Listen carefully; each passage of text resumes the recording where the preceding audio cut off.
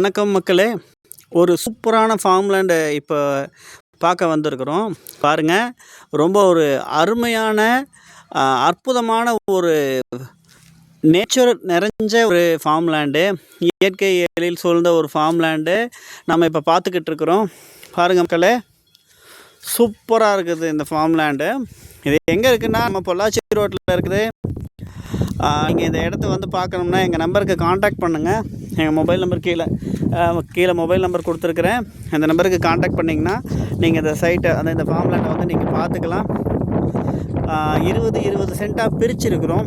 சூப்பரான ஒரு ஃபார்ம்லேண்டு பாருங்கள். ரொம்ப க்ரீனிஷாக அழகாக செடியெல்லாம் வச்சு பக்காவாக டெவலப் பண்ணியிருக்கிறோம். நீங்கள் இதில் வந்துட்டு நீங்கள் ஒரு ஃபார்ம் ஹவுஸ் குடி வந்தால் ரொம்ப நல்லாயிருக்கும்.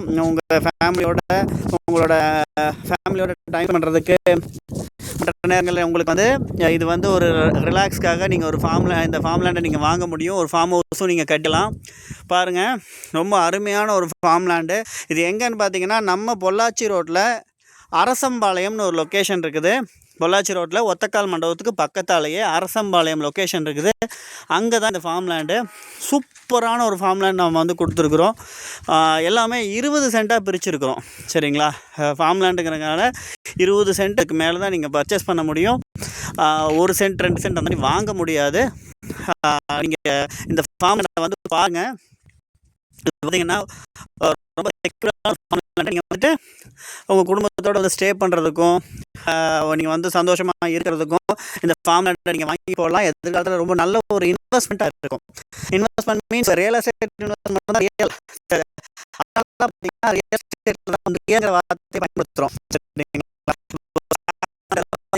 ஓவர் நைட்டில் காணும். ஆனால் ரியல் எஸ்டேட் வந்து நடக்கிறதே இல்லை. என்னைக்காவது எங்கேயாவது லேண்ட் குறைஞ்சி பார்த்தீங்களா? அப்படி நம்ம பொதுவாக கேள்விப்பட்டிருக்க மாட்டோம். ஆனால் வந்து அதனால தான் வந்து ரியல் எஸ்டேட்டை வந்து நம்ம ரெக்கமெண்ட் பண்ணுறோம். ரியல் எஸ்டேட் பெரிய பெரிய முதலாளிகள் கூட தங்களுடைய பணம் வந்து பாதுகாக்கணும்.